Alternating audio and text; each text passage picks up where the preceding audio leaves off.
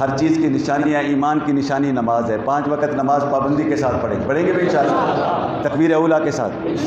اور ایک وعدہ کرو، نماز پڑھنی ہے جماعت کے ساتھ. اگر کسی دن جماعت کی نماز رہ جائے تو نماز گھر میں نہیں پڑھنی، مسجد میں آنا ہے. جماعت رہ جائے تب بھی کہاں آنا ہے. اس عمل کی برکت کیا ہوگی؟ آج کے بعد شیطان تمہیں رکاوٹ نہیں بنے گا. تم جماعت بھی تم سے نکل گئی، پھر بھی تم مشقت کر کے مسجد آئے ہو تو اس کو اجر تمہیں دگنا مل رہا ہے اس کا. اور شیطان کہاں چاہتا ہے کہ تمہیں اجر ملے؟ شیطان تو اپنا تمہیں دوست بنانا چاہتا ہے. تم کس کے دوست بنو گے، شیطان کے یا رحمان کے؟ بولو یار، اونچا بولو. کس کے؟ رحمان کے. صدق کے دل سے کہہ رہے ہو؟ فجر کی نماز کے بعد ایک تسبیح درود شریف کی پڑھنی ہے. پڑھو گے؟ روزانہ 2 درود شریف کی تسبیح، ایک صبح ایک شام کو. دوسری تسبیح استغفار کی پڑھنی ہے. دوسری تسبیح کون سی؟ تیسری تسبیح تیسرے کلمے کی، سبحان اللہ والحمد للہ ولا الہ الا اللہ واللہ اکبر ولا حول ولا قوۃ الا باللہ العلی العظیم. اور چوتھی تسبیح بخاری شریف کی جو آخری حدیث ہے، سبحان اللہ وبحمدہ سبحان اللہ العظیم. صبح کتنی تسبیحیں پڑھنی ہیں؟ 4. درود شریف، استغفار، تیسرا کلمہ سبحان اللہ وبحمدہ سبحان اللہ العظیم. شام کو 4 تسبیحات یہ جو ہم نے ابھی ذکر میں کی ہے، لا الہ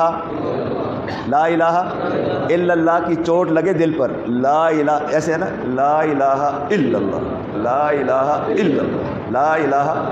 یہ جب چوٹ لگے گی نا، کہتے ہیں جب دل پر الا اللہ کی چوٹ لگتی ہے نا تو شیطان نے دل کو جکڑا ہوا ہے. جب اس کے ڈنڈا لگے گا نا الا اللہ کا، کس کا؟ تو اس کے پنجے ڈھیلے ہوں گے. وہ جو پنجے اس نے جکڑے ہوئے نا وہ ڈھیلے ہوں گے. جیسے پنجے ڈھیلے ہوں گے شیطان نیچے جائے گا، رحمان اوپر آ جائے گا.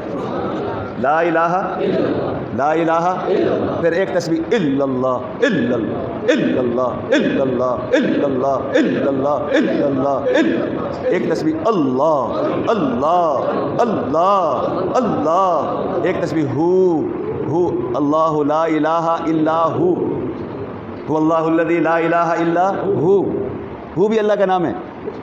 پھر اس کے بعد تھوڑی دیر کے لیے نا مراقبہ کرنا ہے. اور آپ کو ایک چھوٹا سا مراقبہ بتا دوں، اگر آپ کر لیں تو کرو گے.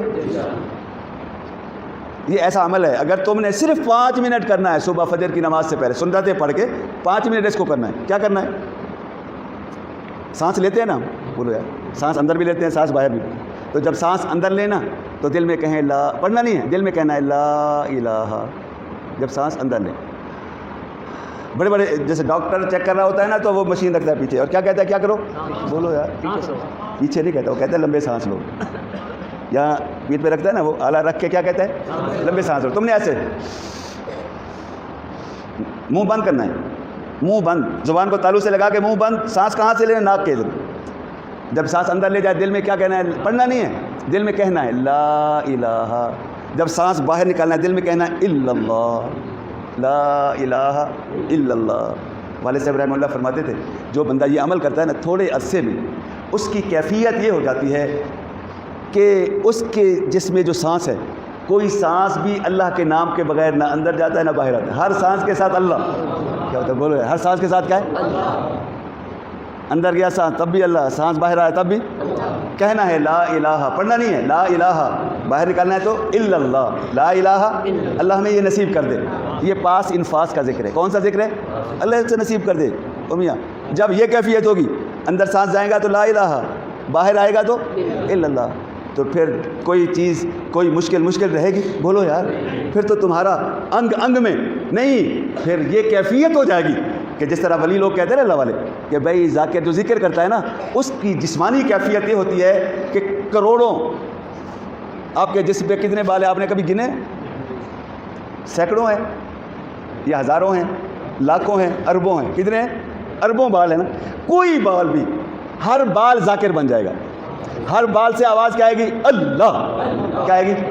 اللہ اللہ اللہ. یہ تسبیحات 4 تسبیحات صبح پڑھنی ہے، 5 تسبیحات شام کو، ذکر والی 4 اور 1 درود شریف کی. اور سارا دن اپنا کام بھی کریں اور اللہ الصمد کا ورد کیا